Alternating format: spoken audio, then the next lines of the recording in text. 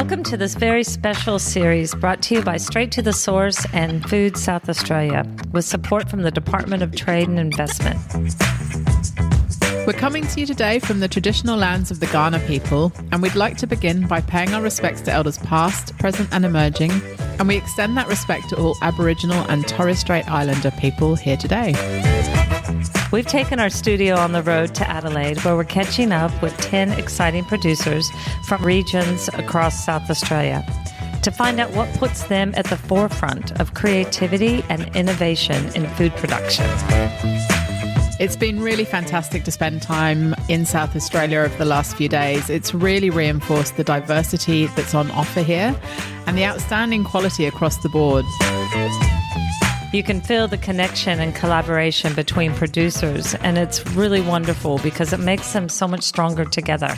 Yeah, we've had and heard some fantastic conversations with producers over the last few days, and we're really looking forward to sharing their stories with you. And it's been mighty delicious.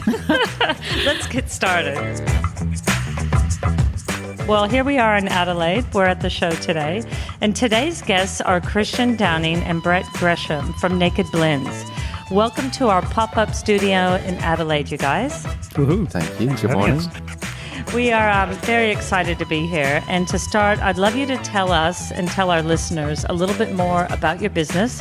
And I know, Brett, you founded Naked Blendz. And thank you very much for bringing some into the studio. I'm looking forward to tasting it. Nice.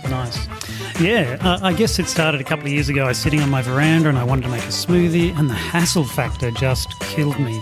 Having to chop everything up and buy. I mean, imagine if you roll out of bed, you want a smoothie for breakfast. So you go to the fridge, maybe you've thought about it before, maybe you haven't. You're chopping up bananas, half an apple, throw in a bit of anchovy from last night, whatever. And you end up with something pretty average, and it takes you a long time, and you've got mess everywhere. You've got to wash the blender, bench. So alternative universe, you walk into the kitchen, out of the freezer, you pull one of our Naked Blendz smoothies. If you could see this viewer, you'd see that it's all chopped up, beautiful South Australian produce, apples and pears from Smith Gully, spinach from Virginia. Looks beautiful. So you have a Providence story in a cup. Oh, we do. In fact, the guy next to us is where we get our hemp seed from in the green smoothie at this trade show. And all you need to do, add water, click it into the little pod, drop it on the blender, literally less than a minute. It blends it. The secret is, the magic, it blends it inside the cup. And so your blender itself doesn't actually get messy. And so then you click it out, put the lid on, walk out the door with 100% real food, South Australian produced, no added sugar, no preservatives, no muck, just real good healthy smoothie in literally less than a minute. Sounds mighty convenient, but it's also, is it supporting local? It's supporting the local farmers. Absolutely. So you say that you did this for convenience, more for yourself, but also what made you want to, build the brand up, and how did that work for you from a business point of view? Yeah, I guess we started off thinking about home users, but then it's such an obvious cafe product, because I don't know if you've walked into a Boost Juice or whatever, and 10, 15 minutes of your life later, you might get your smoothie. So whereas if we could give a cafe a product that they could hand over to the customer in 1 minute, then the staffed costs, etc., are so much cheaper. And so it kind of just naturally evolved into that kind of market. So, Kristian, what goals or projects are in the pipeline? So beyond what we're doing now with the fresh fruit smoothies, the concept is very portable. So we've got plans on the drawing board to move into other markets. For example, perhaps a baby food market, to exactly the same idea, same concept, same mechanisms, just a different target audience, all the way right through to perhaps frozen winter foods, soups, those kind of things. Aged care. And aged care. So we could be servicing aged care facilities to provide, again, the same mechanism, but providing enough nutrients for the older people in place. Well, I was emceeing the Aged Care Summit up in Brisbane yesterday, in fact, and I had you guys front of mind when they were talking about, textured foods and food fortification, and yes, what you're doing would suit it quite well, because then you have control over your portion control. That's right. So as I said, exactly the same concept, exactly the same mechanism, just different recipes. for different settings. And in fact, my mother-in-law has dysphagia, so this works really well in that kind of setting. Yeah. And for those that don't know what dysphagia is, it is a swallowing problem. It's a problem where you can't swallow. Yeah, which is very common amongst older Australians. Mm-hmm. Yeah. And what is unique about your brand, though? We say that, it's Australian ingredients inside, but what's unique? What's the unique proposition? There are little guys that make smoothies in very localised areas. There's no national brand, so some of our competitors are actually, they say they're maybe from New Zealand, but they're actually not. Lots of their fruit comes from China or South America. And so this is, I think, the only Australian made, packaged smoothie brand out there. Owned and operated. Yeah, but probably the most unique thing is the ability to lock it straight onto the blender, smoothie, blend it in the cup, so fresh, healthy smoothies in a minute. That's there is no one in the world who can do that, who can make that claim. And entirely compostable products. The cup and the lid's entirely commercially compostable, so that's green as well. Well, and it looks Can I taste it? Yeah, please. Do it without the lid? We'll try and do a live. Yeah. Just imagine. It's blended beautifully. It's very cold. It's bright green. It's got to be good for you, right? Right. And you're saying it has hemp in it as well? It does. And I like giving people the green one to try because people don't expect to like green smoothies. You expect to drink them because you have to. But what do you think? It's refreshing. It's very nice. It's sweet, but not too sweet. Mm. So how do you come up with the flavor combinations? Lots and lots of trial and error. And we've done these shows. So we've been kind of developing over the last few years. So lots of asking the public, is this sweet enough, too sweet, add more apple, less apple, etc. And coming up with something that everybody goes, oh, that's really good. And that's the flavour. Are you also paying attention to seasonality as well?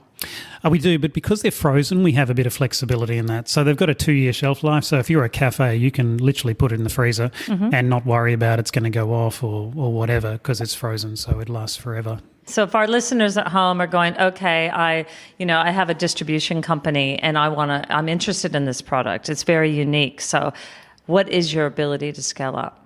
Well, we've recently gone to a new manufacturer who's giving us a lot more scale. We started off, actually the story is we started with Orana, who is a local South Australian operator who employs people with disabilities, and they do bespoke assembling and packaging and manufacturing. We effectively probably outgrew their capacity, you might say, and now we're with a more commercial operation in South Australia. But I would suggest our capacity is unlimited. We're at the moment only limited by our imagination and our markets. We'll be able to find manufacturing capacity to meet demand. And we're also with PFD and Bidfood and a number of the big distributors already. So if you're in Melbourne and you want our smoothies, absolutely, no question. What is the biggest challenge you're facing in your business right now, and how are you tackling it? Well, I would suggest for an SME, still, privately owned, privately funded, it's probably getting that scale, getting that national distribution, having the resources to find and build relationships with those national distributors, but which is exactly the reason we're here today at the food show, to try and meet some of those national and even international players. Mm. So in terms of locating your products from a retail perspective, where can you find it? Where can listeners find your products? Yeah, a couple of options. Cover my back, KD, if I don't cover everything. Can I just help myself to some more smoothie, please? Absolutely. So you can, if you're at home, you can order online if you're in Adelaide, South Australia. Mm-hmm. We also sell through cafes across Australia, but we were across Australia until COVID killed the cafe world, and so we're getting back out there. So we're in Melbourne, New South Wales now, but in another 6 months, we'll be back with a fairly national footprint for the smoothies. So if you're a cafe owner, we're accessible. We also have another product, which is a 1 kilo bag, and that we're doing through Foodlands and retail. So you can buy that, and while you can't do the clever blender thing, you can literally put our mix straight into your NutriBullet or whatever and blend your own smoothie at home. So you just take a couple of scoops. Exactly. So we're in retail across SA. cafe, but we're trying to get up and down the East Coast. It would be our next step.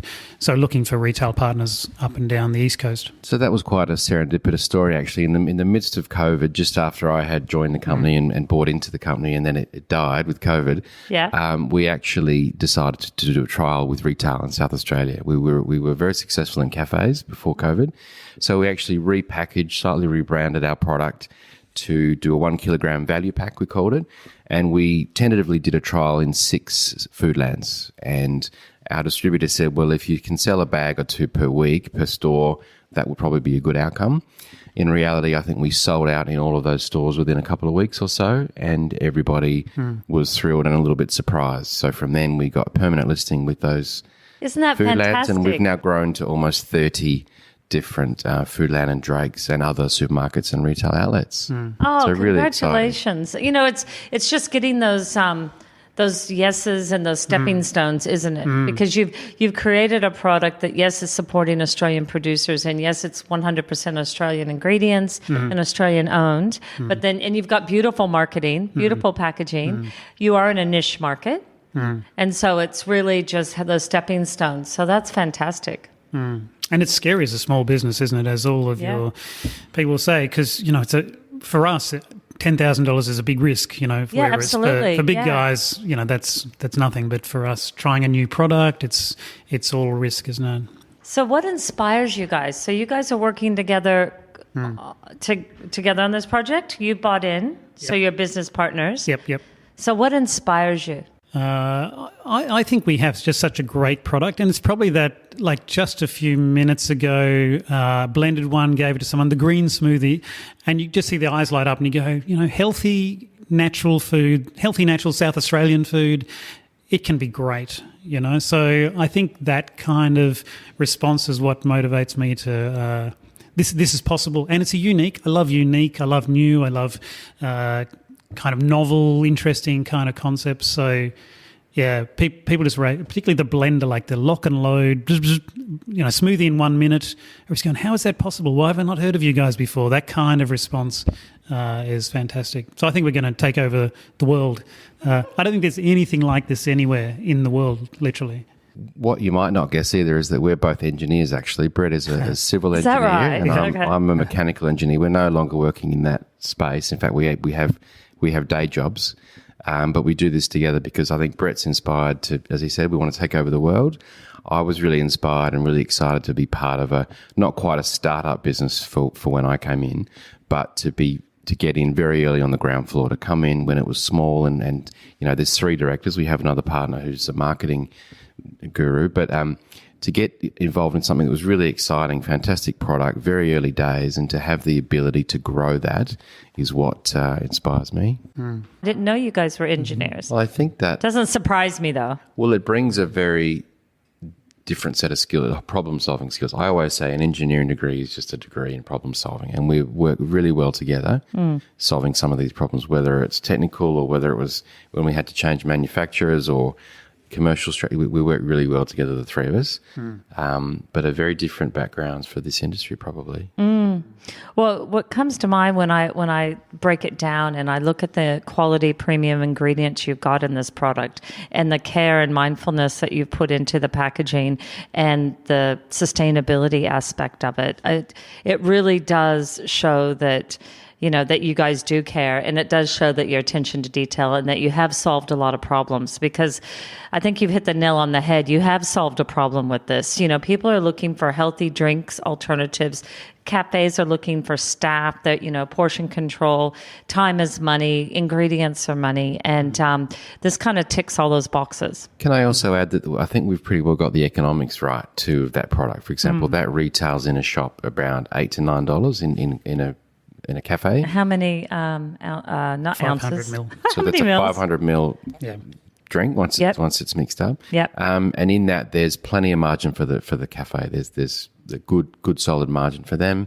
Even in the retail channels that we're offering commercially acceptable margins for the retailers and everyone along the way. We've managed to keep a lid on our costs so that it can work in the whole supply chain is profitable. And having the transparency that you have. I mean, I'm drinking the green smoothie, which is 100% Australian ingredients. It's absolutely delicious. And then in your other ranges, where possible, you're sourcing Australian ingredients. Actually, South Australian first and foremost. Absolutely. And then the broader Australia. Yeah, absolutely. In fact, we're at this trade show. The hemp guy pulled up next to us, and I realised it's Mick. And so his hemp seed is in this green smoothie that you're drinking at the moment. Did he know? And no, he didn't. Well, he did because I connected the dots about 3 months ago, but I weren't sure the dots had been connected. But he confirmed, yes, that's our hemp seed in that smoothie. So that's pretty cool to be that connected with other farmers here. So that one is 100% Australian ingredients, as you said. Berrylicious and Tropical are not. They're closer to 70%, but only because we can't physically buy what we need in Australia. And what is it? Where's the gap? Well, it's with IQF banana, which stands for individually quick frozen banana. So there's plenty of people growing bananas in Queensland and elsewhere. Lucy and I've been on plantations up north. But because our products are frozen and we need those individually quick frozen, no one's doing that yet. Okay, can we just pause for a minute? This is a call out to all of the banana growers out there. Yeah. We need thriving, rapidly growing South Australian company needs IQF banana from Australia, please. So if you're listening, please get in touch, but it must be IQF, yeah? That's right, yes. Yep.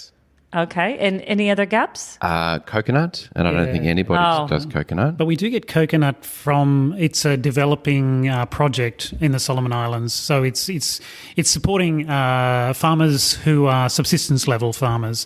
It's actually a friend of mine who runs the project. And so it's good coconut. May not be Australian, but it's still very good. Got a good story to it. I make fun of Brett sometimes because Brett's trying to save the world and he's very large social conscience, which is wonderful. So a lot of these projects, as you can tell, our early manufacturers, our suppliers they have a good story. They have a good, honest story about supporting people. So what are your thoughts about export? Yes, please. Are you interested? Absolutely. Yeah. In fact, we were just talking to a lady who exports to Singapore, and I think that'll work well because Singapore efficiency is important, and our cups are smoothie in 1 minute. Australian fruit and veg is premium in Singapore, so it's premium here too. It would have they would have the ability to sell it at quite a nice price points, which makes export possible. She was also talking about Brunei. So yeah, absolutely. Even with taking into account the logistics and. Yeah, that's right. Okay. I think so. Right. I mean, we haven't done the numbers yet, but I think that's an excellent, fantastic opportunity to get South Australian farmers' produce into Asia. Absolutely. Okay. Can I tell a quick story? So my local Foodland in Norwood, when I was newly on board, and in fact during this trial that we were doing, I would stand in the frozen section in the supermarket, and anyone who was looking anywhere near the frozen fruit, I would go and point them towards our product. And what I often got was, what is it called? Traffic hopper. I really did. And people would often say, well, that's a premium product. I can buy these berries for $5 a kilo. And I say, yes, but look where they're from. They're not Australian. They were from Southeast Asia or China or goodness knows where. They were not Australian produce. And that made a lot of difference for many people. And the flavour, not just it's from Australia, but it's not a berry if it's from China. Sorry to say, it tastes just it's a different animal from Australia than it is imported. Yeah. Well, that's a good story. It's true. But it is true, isn't it? So some of this is from 10 miles from my house up on the Basket Range. Yeah. So it couldn't get much closer. No, or fresher. When you talk about some of your biggest challenges, is it also just getting the word out?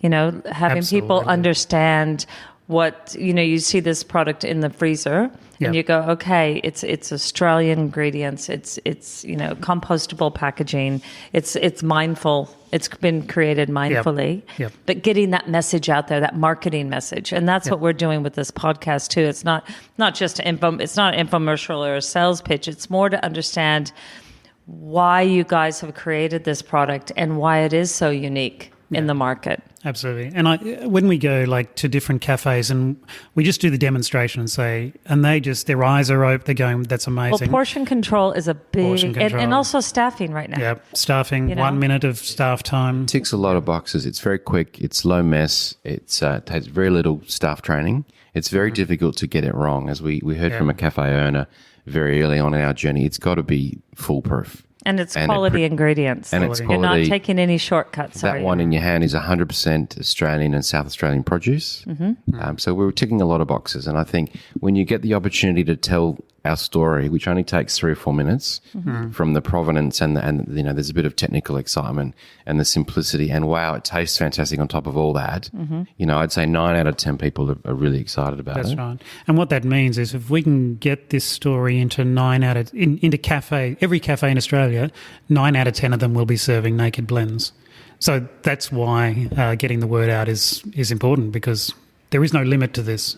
Really. And also waving that South Australian flag. Yeah, absolutely. We're very proud of that. Yes. It's wonderful. Yes, as you should be. Yeah, as you absolutely. should be. How is it working with, how does working with Food South Australia, how do they support you guys? How do they support your business? Look, they're very enthusiastic. The individual that we're paired with now, Darren, is just a bundle of energy. He's very supportive. They've been able to make some fantastic connections with us, and we're meeting some really great marketing people and some, this show, they approached us to come to the show. They're also offering some funding for us to actually invest into marketing people as well. So in every way, they're very supportive. Yeah. So. And we've tried a few different networks, if you like, but Food SA is outstandingly by far the best. Network. I should mention too that in 2019, before I joined, but Naked Blend won the Food South Australia Innovation Award for innovative products with the technology and the cup lock. And in 2020, we were runner-up for category of emerging business. So we've engaged with that process, and we've been, very pleased with those accolades. Oh, as you should be. I'm glad you actually mentioned that, because otherwise we'd have to be mentioning those actually, we can put links to that in the show notes. Sure. And we can also put details to get in contact with you guys and your website. And so for the listeners at home, if you want to get in contact, all you have to do is go to the show notes, go to Apple, Google, Spotify. You'll see Naked Blendz. And please don't take my smoothie, Kristian. Showing you the website right there. Back away from the smoothie. Yeah, nakedblendz.com.au. While I'm thinking of it, my top would be this green smoothie. Now, I haven't tried your whole range, but what are the top 3 products? I think Berrylicious is slightly the most popular, and then the Super Green and the Tropical are probably the 3 best top. sellers. Yeah. And we've we've got a vanilla one, which is plain, and we made it plain. For people who would like cafes that want a kids range, they can then put in a variety of flavors. They can value add it. They can add some chocolate. Exactly. So they can sell a whole range. Or a shot of coffee, you have it in the morning with a shot of coffee. It's great. Or in the afternoon, a handful of blueberries or strawberries. It was deliberately designed to be a vehicle to do other things, and for cafes some to Baileys to or upsell. even Well, we do Bit of put anchovy. we do put gin in mine, not anchovy. Now, where do you get that anchovy smoothie? No, it's stuck in my head now. Now, that's cringeworthy. No, we're not doing that. No, wonderful, you guys. Well, thank you for coming on the podcast. I don't know if you know this, but the title of the podcast is Food Views and Big Ideas. And you guys have taken a very big idea and ran with it. And so congratulations. And we're thrilled to be on this journey with you. And yes, I'm going to finish this off. Fantastic. Great. Thank you. Thank you, Brett. Thanks, Kristian. Thank you, Tawnya. Fantastic.